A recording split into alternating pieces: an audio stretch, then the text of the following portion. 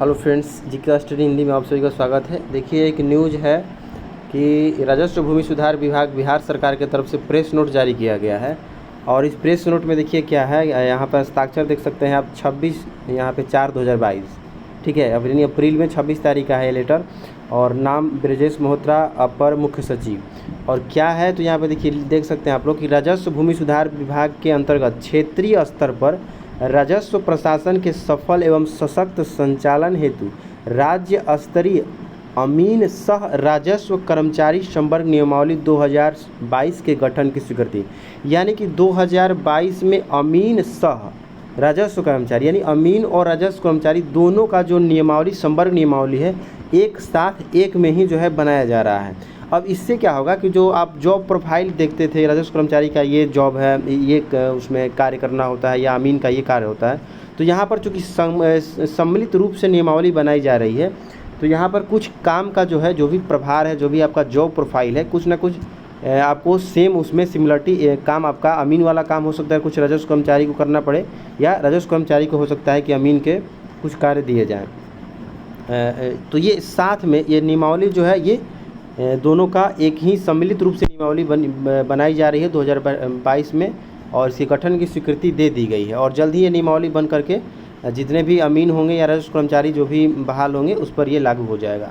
दोनों बहाली चल रही है, अमीन की भी 1767 अमीन की बहाली है, उस पर भी केस हुआ है और वो सरकार LPA में गया, वो भी चल रहा है। और राजस्व कर्मचारी की बहाली बिहार कर्मचारी चयन आयोग द्वारा 4353 वो कराई जा रही है।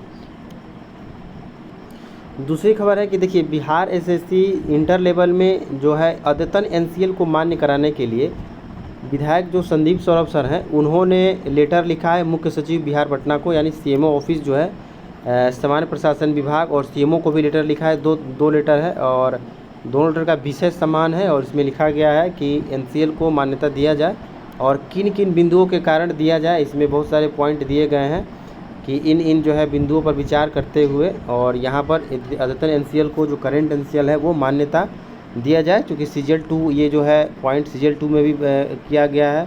और सभी जगह जो है बिहार कर्मचारी चयन आयोग अब तक जो है नए NCL को मान्यता देते आया है। जहाँ भी विज्ञापन में जिक्र नहीं है, वहाँ पर हर एक जगह हर बहाली में जो है मान्य होता ही है NCL। तो ये काफ़ी पॉजिटिव खबर है NCL वालों के लिए।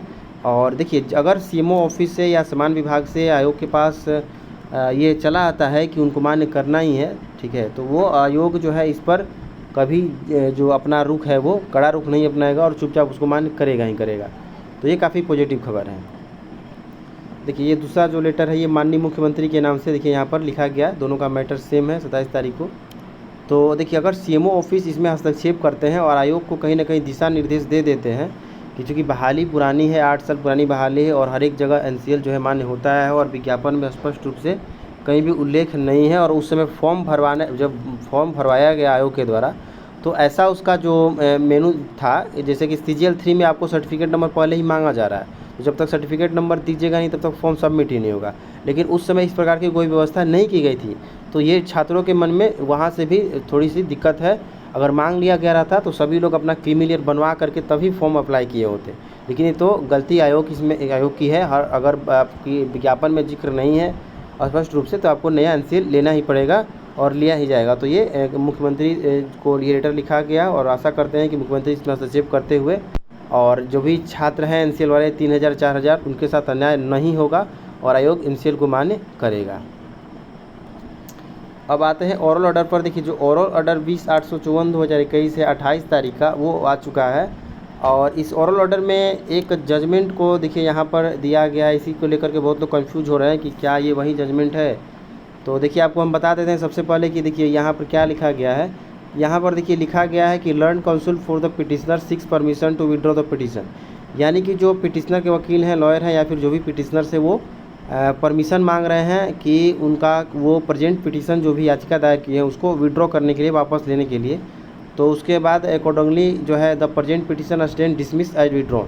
तो जज साहब ने उसको विड्रॉन करने के लिए अनुमति दे दिया कि इस केस को यहीं पर खारिज किया जाता है कि जो है आप पिटिशनर के द्वारा ये वापस ले लिया गया है, इसको विड्रॉन के बेसिस पे इसको डिसमिस किया जाता है। इसके बाद यहाँ पर है कि जो इंटरलोकेटरी एप्लीकेशन है, जो इंटरवेनर है, उनका भी यहाँ पर डिस्पोज हो गया।